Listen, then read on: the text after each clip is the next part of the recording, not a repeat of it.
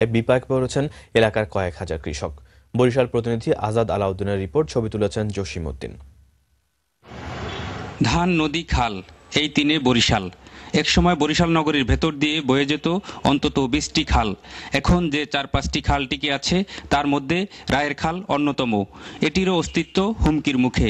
দখল, দূষণ আর বাঁধ তৈরির কারণে নগরীর নতুন বাজার সংলগ্ন জেলখাল থেকে শুরু হয়ে কাশীপুর ও লাকুটিয়ার দিকে বয়ে যাওয়া এই খালে পানি প্রবাহ বন্ধ হয়ে গেছে। ফলে সেচ নিয়ে চরম বিপাকে পড়েছেন এলাকার কৃষকরা। পরিষ্কার আসলে নৌকা চলছে, লঞ্চ চলছে, এখন তো সব বন্ধ হয়ে গেছে। কচুরি বানায় অচল হয়ে গেছে খাল, ইরিচার্জ বন্ধ হয়ে গেছে, সুইচ গেটের কারণে নৌকা চলে না, সব বন্ধ হয়ে গেছে। কৃষকরা আপনার এখানে পানি পাচ্ছে না, বিভিন্ন জায়গায় বাদ দেয়া এবং আবর্জনা পরে ভরাট হয়ে গেছে। বিভিন্ন মানুষ দখল করে আছে অবৈধভাবে খালটাকে।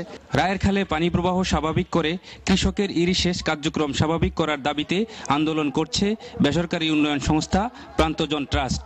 আমরা খালের সাথে আন্দোলন করতেছি এবং এই খালের সাথে জড়িত আছে এই অঞ্চলের প্রায় 2700-র মতো কৃষক পরিবার। তারা সেচের পানি পাচ্ছে না, তাদের কৃষি উন্নয়ন করতে পারছে না। খাল খননের জন্য সরকারের পক্ষ থেকে কোনো অর্থ বরাদ্দ নেই জানিয়ে বরিশালের মেয়র বললেন, খালের উপর বাঁধ নির্মাণকারীদের বিরুদ্ধে শিগগিরই ব্যবস্থা নেওয়া হবে। সরকারের টাকা যারা খায়, বেতন খায়, তাদেরও দায়িত্ব আছে। শুধু মেয়র বা কাউন্সিলর আমাদের একার তো দায়িত্ব না। এখন ওই যে ওখানে যদি ব্রিজ হয়ে থাকে, বাঁধ যে দেশে 1 বছর আগে, তাহলে ওই বাঁধ যে কাটে নেয়, তাইলে ওই যে ইঞ্জিনিয়ার আপনারা দেখেন কে, ওই ইঞ্জিনিয়ারের বিরুদ্ধে শাস্তিমূলক ব্যবস্থা নেওয়া হবে। বরিশাল নগরী থেকে লাকুটিয়ার দিকে বয়ে যাওয়া রায়ের খালের নাব্যতা ফিরিয়ে আনার দাবি এলাকাবাসীর। আজাদ আলাউদ্দিন, দিগন্ত টেলিভিশন, বরিশাল।